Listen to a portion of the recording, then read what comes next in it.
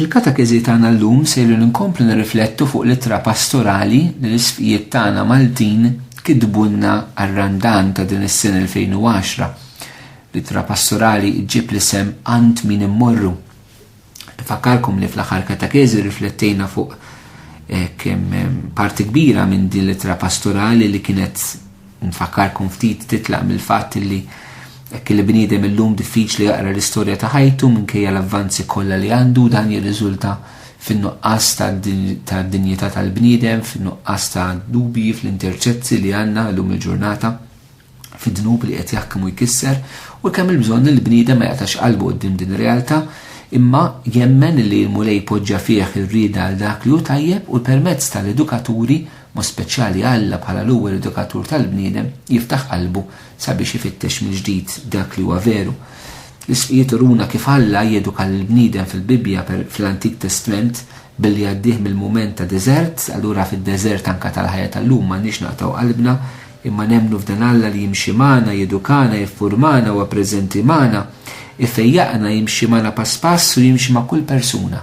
Alla li jkellem il-qalb tal-bniedem waraqna billi riflettejna kif meta s-soċjetà tinfetaħ għal dan Alla li jeduka, allura s-soċjetà hemmhekk fil-verità tkun qed tinbena kif tassew tkun hija. Dawn kienu it-temi prinċipali li fl-ewwel riflessjoni tagħna fuq il-pastorali tal-isfijiet tagħna irriflettejna dwarhom.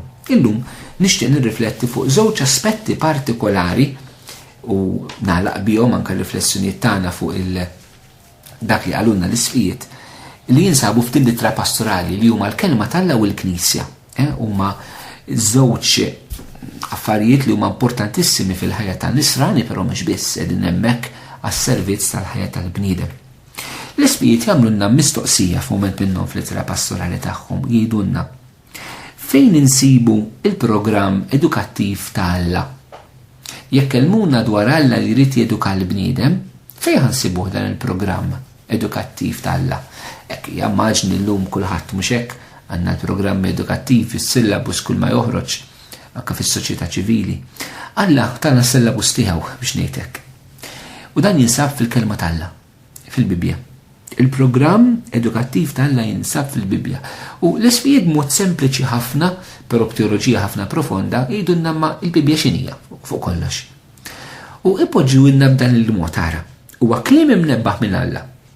Però wkoll huma ġrajiet u esperjenzi li juru kif Alla tkellem man-nies fl-istorja tan-nies. U l-kelma tal-Alla fil-fatti hija kemm kelma, jiġifieri il-kliem li għandna rrivelat, però hija l-istorja ġrajja ta' poplu, il-poplu ludi, li fih Alla iltaqa' miegħu. Alla għażel dal-poplu biex juri lilu nnifsu lil dan il-poplu. Allura kellu jiffurmah bħala poplu. U din kellha tkun xi ħaġa li kellu jagħmilha Alla. Kellu jagħmilha Alla. Ħadd ma ħareġ il-poplu ludi mill-jasar tal-Eġittu ħlef Alla, Mosè kien biss strument.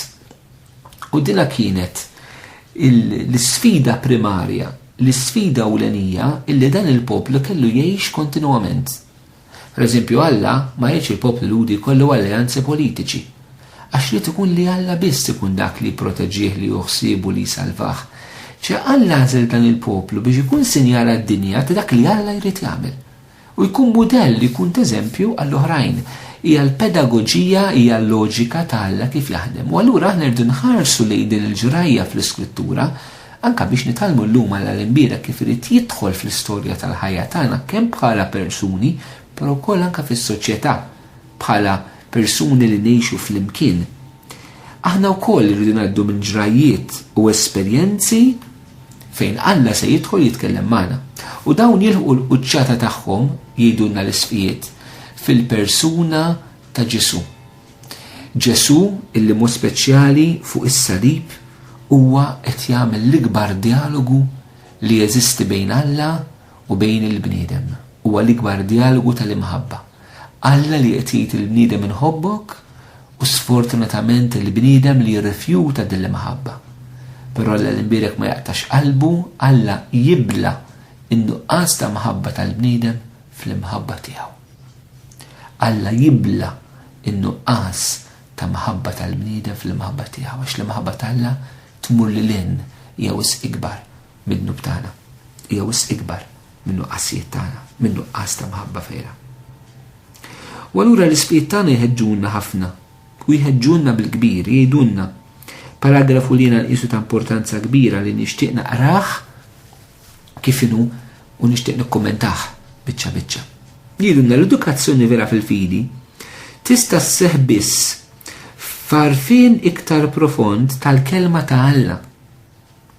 Jeħtieġ narfu l-ħtieġa urġenti li l-kelma ta' Alla terġa' ssib posta fil-qalba tal-komunitajiet parrokjali tagħna u fiċ-ċentru tal-għaqdiet u l-movimenti li janimaw il-Knisja. Inħeġġu biex il-komunitajiet parrokjali tagħna jiffokaw iżjed u jinbnu iżjed fuq il-kelma ta' Alla. Illum rridu narfu b'onestà li ħafna ħidmiet tagħna li ma jitilqux mill-kelma ta' Alla u li ma jwaslux għaliha huma biss sforzi inutli li jtaqlu mhux jgħinu il-mixja edukattiva tal-poplu tagħna u l-formazzjoni nisranija tagħna. Għandna kliem ħafna ċar u ibes li rridu nomoduh u ma nħalluhx għaddej jeżistih.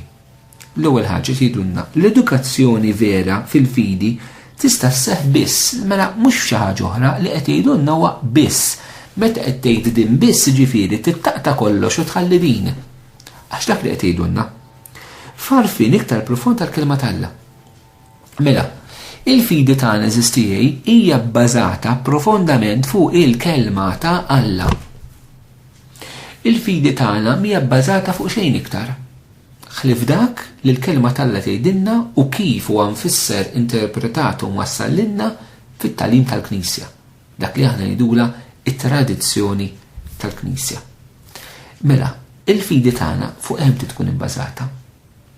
Il-fidi tiegħek mhix ibbażata fuq dak li inti tħoss. Il-fidi tiġi mismieħ u mismieħ tal-kelma ta' Alla jgħidilna San Pawl. Mhix fuq dak li inti tħoss. Il-fidi tiegħek mhix ibbażata fuq xi jaħsbu l-maġġoranza tan-nies. Il-fidi tagħna mhix ibbażata fuq xi jaħsbu n-nies bil-belt. Il-fidi tagħna mhix ibbażata fuq il-vox pop. Il-fidi tagħna mhix ibbażata fuq is-surveys. Il-fidi tagħna mhix ibbażata fuq il-programmi tat-televiżjon u tar-radju fejn nies jiltaqgħu jiddiskutu kulħadd jgħid l-opinjoni tiegħu. Il-fidi tagħna mhix ibbażata fuq l-opinjoni pubblika. Il-fidi tagħna mhix ibbażata fuq xejdu l-filosofi, l-politiċi, l-avukati. Il-fidi tagħna mhix ibbażata fuq x'taħseb int. Laqas fuq x'naħseb jien. Il-fidi tagħna bbażata fuq il-verità li turina l-kelma ta' Alla.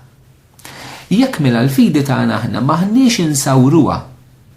Jekk il-fidi tagħna mhijiex mitmuha, mhijiex tikber, mhix imsaqqija mill-kelma ta' Alla, imma l-fidi tagħna qiegħda titnawwar b'affarijiet oħrajn, allura qatt ma tista' tissaħħaħ. Jiena ma nistax inkun bniedem li nikber fil-fidi jekk jien ma nismax il-kelma ta' Alla. Jien ma nistax inkun persuna nikber fil-fidi jekk jiena nqatta' ħin quddiem it-television nibla u nisma' dal-bombardament ta' affarijiet illi ma jmorrux skont it-tagħlim ta' Kristu. Xi swajn li noqgħod inqatta' tant ħin nara soap operas fuq it-television, nara romanzi u nara ma nafx kemm imbarazz. Ta' nies dik taqliba ma' dak jaqliba lil ieħor, dik trid tagħmel hekk u dak irid jagħmel hekk. Inti dawn mhumiex imantnu il-ħajja tiegħi tal-fidi.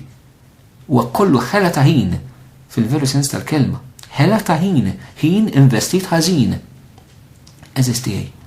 Għaliex dawna ħafna drabi inaqru il-kultura u l-mentalità tagħna. Hemm bżonn li mmorru lura għal din il-kelma illi tina l-ħajja fil-ħajja tagħna. U biss jagħtina l-ħajja ta' dejjem, Ġesu. Għalhekk għand min immorru. Il-kelma ta' min trid tisma' inti. Il-kliem ta' min int qed temmen. F'min int qed tafda fil-ħajja tiegħek. Il-fidi tiegħek vera tikber jekk dan kollu tpoġġih fil-kelma tal-Alla kien iktar. Isimgħu l-isqijiet xejdu.